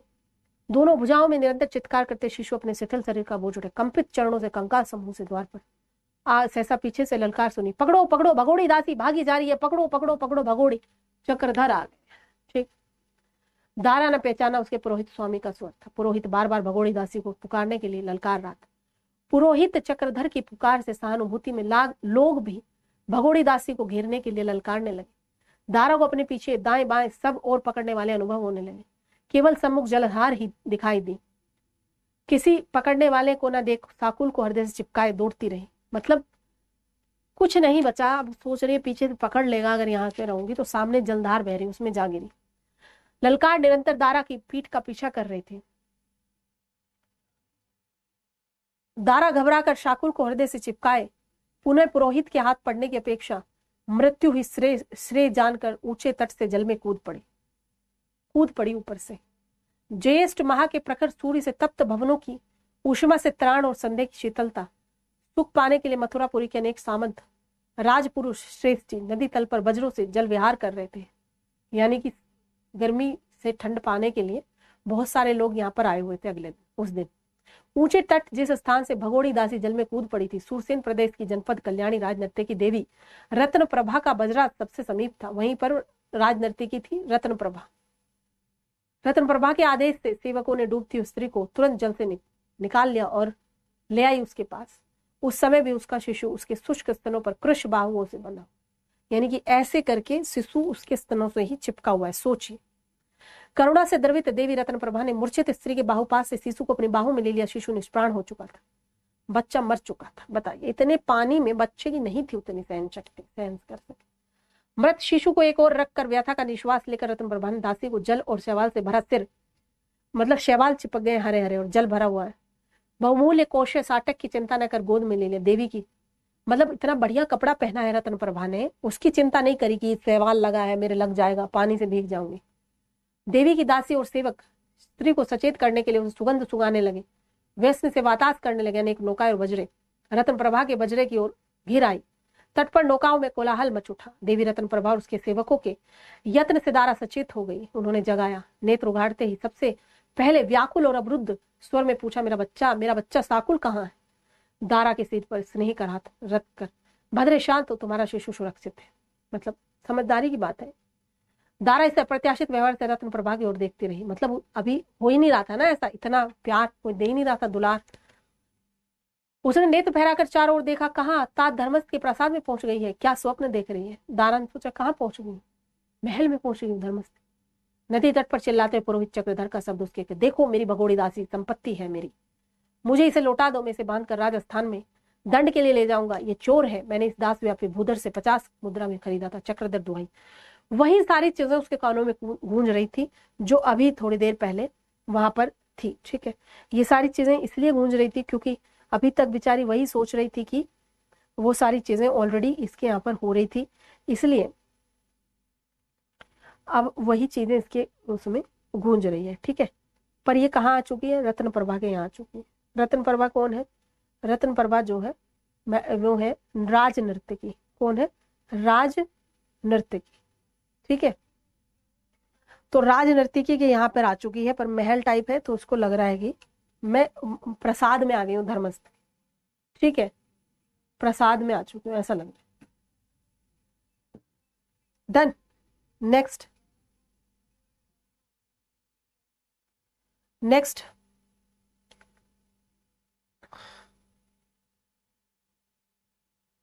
भय से कांपकर दारा ने दोनों हाथों में रत्न प्रभा का बाहुमूल थामकर स्वर में प्रार्थना की, आर्य मेरी रक्षा करो, मेरी रक्षा करो, इस बाधक पुरोहित से रक्षा करो। उसे लग रहा है कि वो पीछे आ रहा है। ठीक है,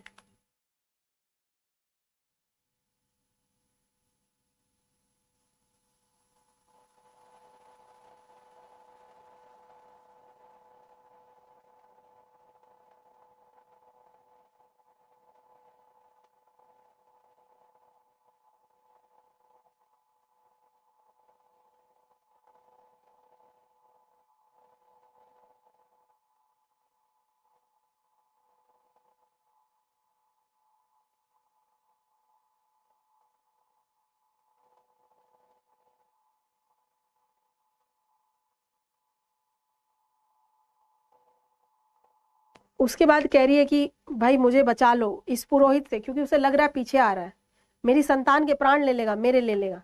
आ रही है, मुझे वैश्या बनना है, मुझे वैश्या बना दो।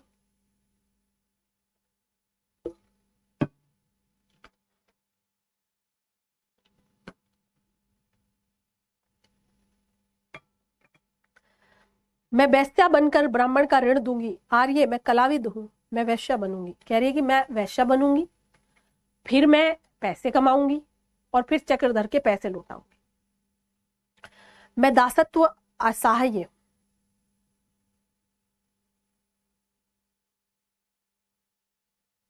वो मारिश था, आई थिंक मारिश था वो नागरिक, ठीक है। पुरोहित चक्रधर नदी तट से निरंतर ऊंचे स्वर में भगोड़ी दासी उसे लौटाई जाने की गुहार कर रहा था, ऐसा उसे लग रहा था। अभी अभी यहाँ पर कर रहा है, वो गुहार कर रहा है। नदी तट और वज्रों कोलाहल के ऊपर आकाश को भेदता हुआ राजसी तूर्य का शब्द सुनाई दिया। सब और संप्रभ से संतब्धता जागी। उस शांति की घोषणा, नागरिक जन सावधान, परम भट्टारक, प्रजापालक, धर्म रक्षक, महाउपकर्मी, पराक्रमी रवि शर्मा पधार रहे। सूचना पाकर वज्रों ने संप्रभ से मार्ग छोड़ दिया। तट का कोलाहल शांत हो गया। सर्वछत्र छाया 16 नाविकों द्वारा चालित वज्रा देवी रत्न प्रभा के वज्रे के समीप आ गया। नदी के तट और जल पर एकत्र जन ने झुक झुक कर महाउपरिक का अभिवादन जयघोष किया। सवर्ण छत्र की छाया में शुभ्र उपधान के आश्रय में बैठे रवि शर्मा स्मित वदन से देवी रत्न प्रभा का अभिवादन किया और कुशल क्षेम पूछा। कौन है रवि शर्मा? महाउपरिक ये आ गया। तट पर खड़े महाउपरिक के वज्रे से अग्रभाग पर खड़े रक्त उष्णधारी चारण ने घोषणा करी। परम भट्टारक, ये सब धर्म रक्षक, महापराक्रमी उपरिक ने प्रजाजन में अशांति और असंतोष देखकर इस स्थल पर पधारने की कृपा करी है। महारक्षक का यह आदेश है कि जो भी जन पीड़ित है, जो जन न्याय चाहता है, धर्मस्थान में न्याय के लिए आ जाए, गुहार लगाए, ठीक है। तट पर खड़े ब्राह्मण ने मस्तिष्क झुकाकर करबद्ध होकर यानी कि हाथ जोड़कर निवेदन किए। मैं यज्ञनिष्ठ वरुणधर अपत्य यज्ञनिष्ठ चक्रधर इंद्रदेव की शपथ ग्रहण करके निवेदन करता हूँ, धर्मरक्षक महाराज के सम्मुख देवी रत्न प्रभा की नौका में उपस्थित दारा नामक कश्मीरी यवन दासी यज्ञ की बलि से कृत मेरी दासी है। दासी कर्तव्य विमुख हो मेरे घर से पलायन करके आई है। परम भट्टारक धर्मरक्षक महाराज, दासी मुझे सौंप जाओ। उसने प्रार्थना कर दी। देवी रत्न प्रभा ने अपने आसन पर खड़ी होकर मस्तक झुकाकर प्रार्थना की।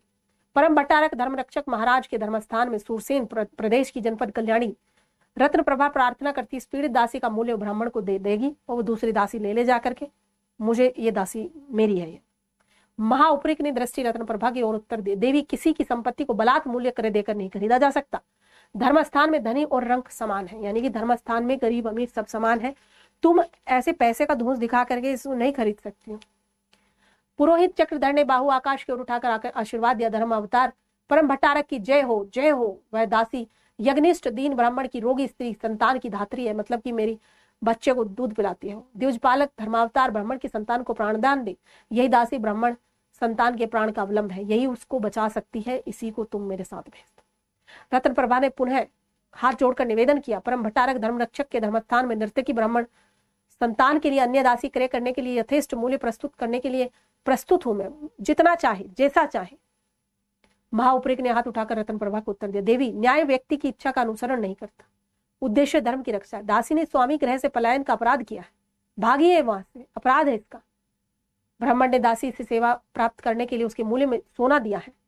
उस सेवा से दासी का विमुख होना चोर कर्म है, यानी कि चोरों का कर्म है ये, ठीक है।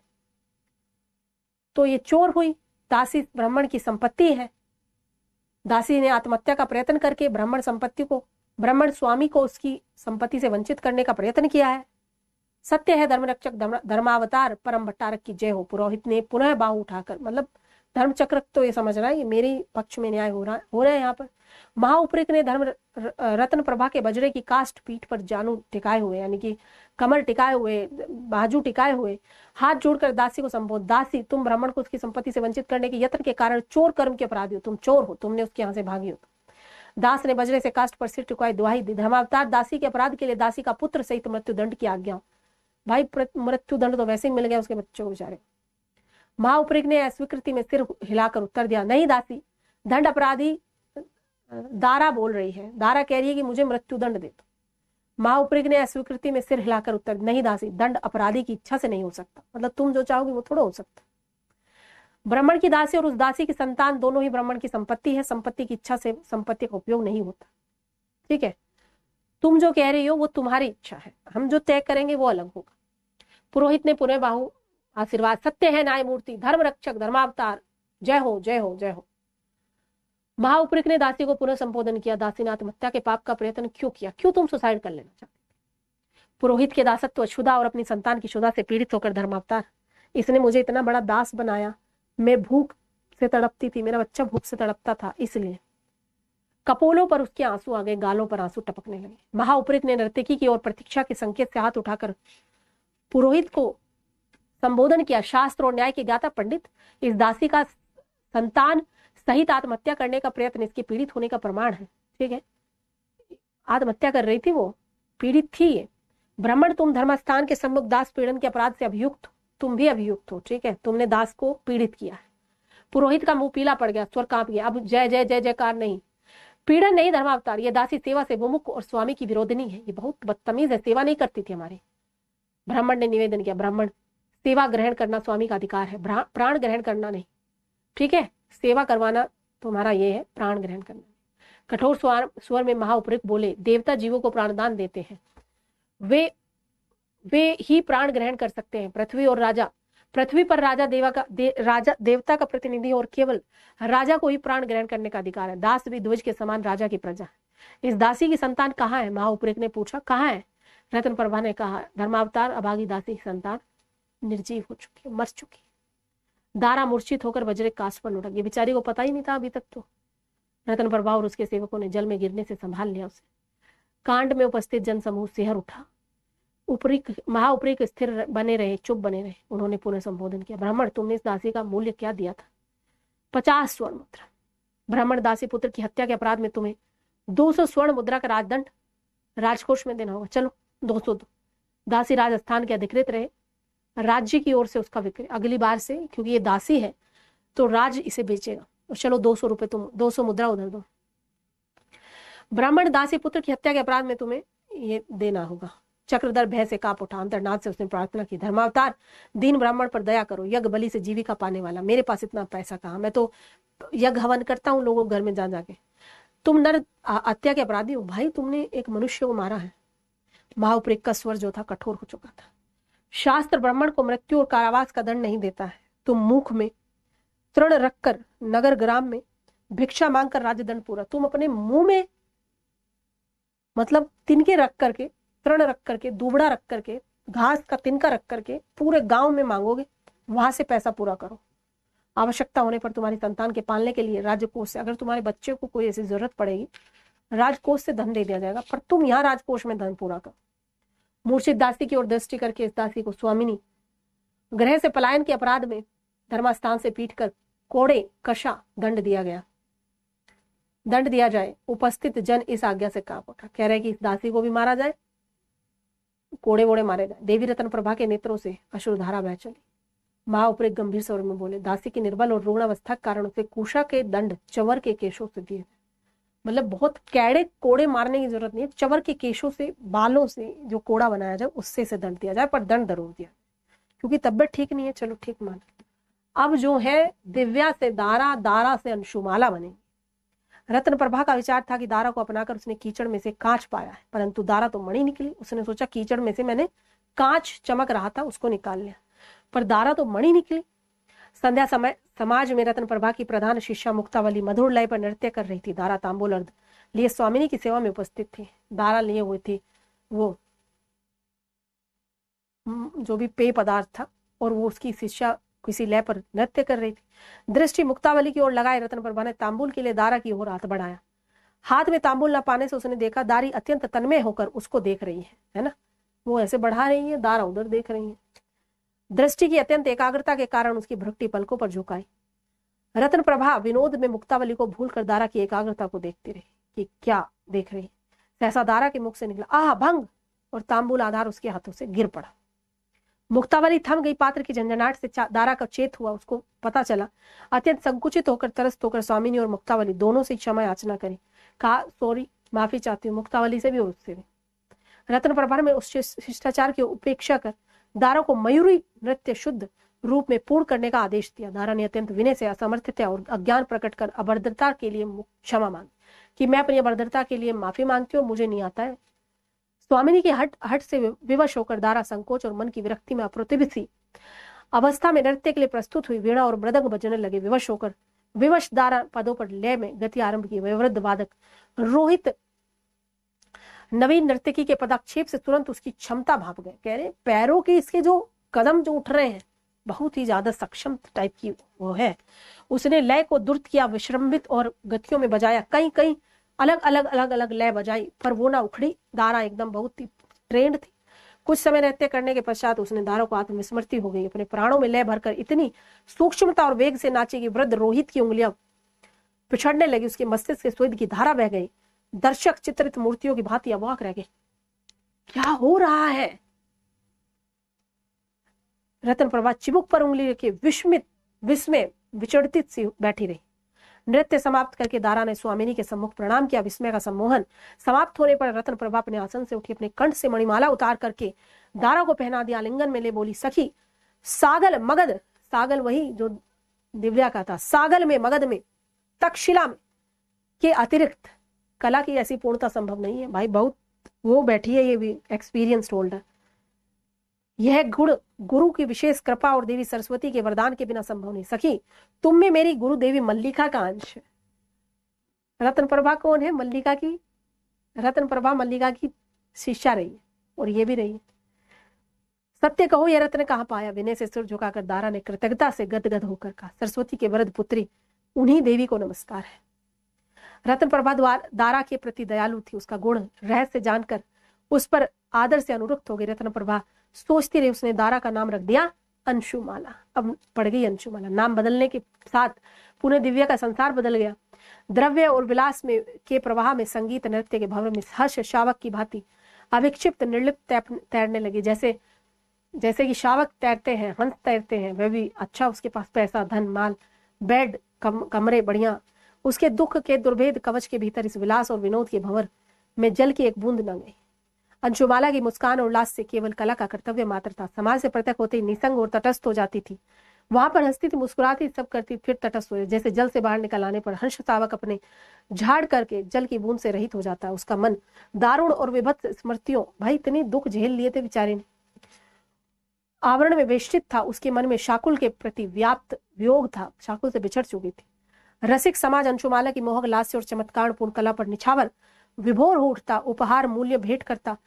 रत्न प्रभा के आसन के सम्मुख एकत्र हो जाती। अंशुमाला ये कुछ ना देखती, ऐसे पड़े रहते थे हीरो मोती।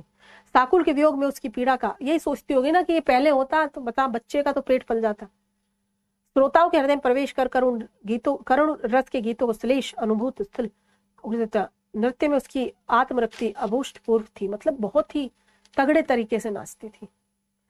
ठीक है,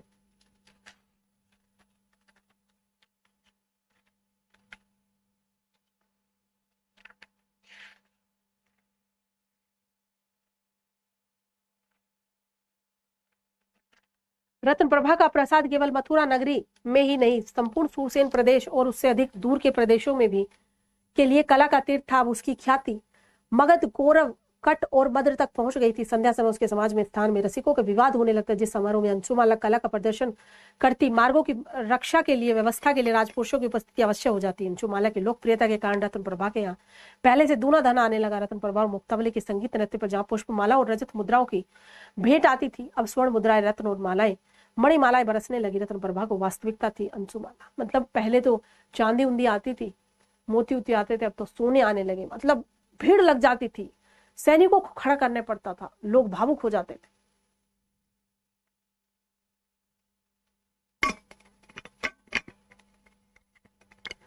रत्न प्रभा के प्रसाद में अंशुमाला की आकर्षण शक्ति का दूसरा परिणाम भी सम्मुख आया। श्रेष्ठी युवक, सामंतगण और राजपुरुष पुष्पमाला लेकर आते। यथेष्ट द्रव रत्न प्रभा के सम्मुख अर्पण कर अंशुमाला को जल विहार अथवा कानन विहार के लिए साथ कहते थे, हमारे साथ नौका विहार में भेज दो, यहाँ भेज दो। रत्न प्रभा की कृपा और अनुग्रह के प्रार्थी अब उसके प्रसाद में जाकर अंशुमाला के लिए व्याकुल रहते, बिना चिंता और प्रयत्न के बहते चले जाने वाले द्रव्य के लिए रत्न प्रभा को कुछ आकर्षण न रहा। अपने आकर्षण को शक्ति को बैठने निरस्ता और निरुत्साह सब और अनुभव होने लगा। रत्न प्रभा स्वयं पूजा की प्रतिमा न रहकर नई आई प्रतिभा की संरक्षक स्वामिनी और अधिष्ठात्री बन गई। उसने कहा मैं इसकी रक्षा करूंगी, मैं इसकी गार्जियन बन गई। अंशुमाला की स्तुति और अनुराग की भेंट में आने वाले सब द्रव्य उसी का था। आत्मसात हो मुस्कुरा समझती मेरे जीवन में आकर्षण का प्रयोजन और फल ही क्या है। द्रव्य तो मेरा प्रयोजन है, फिर न्यूनता कहाँ, भाव कहाँ, परंतु मन न लगता न्यूनता की अनुभूति। कहती धन का उपयोग क्या है, धन का उपयोग भोग में है, उसी प्रकार भोगे। सुंदर वस्त्र आभूषण भव्य भवन सब कुछ है, परंतु वे संतोष नहीं देते थे, सेटिस्फैक्शन नहीं था, लक्ष्य नहीं था, केवल उपकरण मात्र, उसे देखता ही कौन। ऐसे ही जैसे पिंजरा स्वर्ण का और महत्व कुछ पढ़ने की सारिका का होता है, तोते होते हैं बड़े बड़े सोने के, उनमें बैठे रहते हैं, वैसे ही था। वह सोचने लगती 18 वर्ष पहले जब वह अपनी शिक्षा मल्लिका के प्रसाद में पूर्ण रहकर मथुरापुर लौटी थी। जन समाज और उसकी झूम पड़ा था। उस समय कौमुदी ने कितनी ईर्ष्या की थी। कौमुदी ईर्ष्या किस बात के लिए की थी, उसने ऐसा पाया था, उसका होकर रह गया। यही है वैश्य के जीवन के अवध रूप, यही उसकी सफलता, समृद्धि और आत्मनिर्भरता। वैश्य बना देती अपने अस्तित्व और पाती है केवल धन पैसा, परंतु पराश्रिता यानी कि जो दूसरों पर आश्रित हो, कुल वधु अपने समर्पण के मूल्य में दूसरे पुरुष को पाती है, किसी दूसरे पर भी अधिकार पाती है। आगे कल परसों करेंगे हम लोग, ठीक है। क्वेश्चन मैं आपको परसों ही दूंगी क्योंकि पहले चेक कर दूं, ठीक है। तो खत्म करते हैं। समय पर कुछ ना मिला दिव्या को, बिल्कुल रजिया खातून। अब हमारा 3 दिन का बचा है, मुश्किल से 3 दिन का है ना। 130 हमने कर दिए, 190 के राउंड है। 3 दिन का बचा है, 3 दिन में हमें इसे खत्म करना है। सोमवार मंगल बुध, मैं डेट वाइज आपको सिलेबस डलवा रही हूँ सोमवार तक या मंगल तक, ताकि हमारी चीजें क्लियर हो जाए कि हमें पढ़ना क्या है, कब है। फिर आप अपना देख लेना कि आप किस बैच के हैं, आपकी कौन कौन से टॉपिक हो गए, ठीक है। तो मिलते हैं अगली क्लास में मंडे को। Thank you so much to everyone. कल मैं बहुत सारे काम करने हैं मुझे, इसलिए जो मीटिंग नहीं है, अगले संडे रखेंगे, ठीक है। थैंक यू जी, थैंक यू।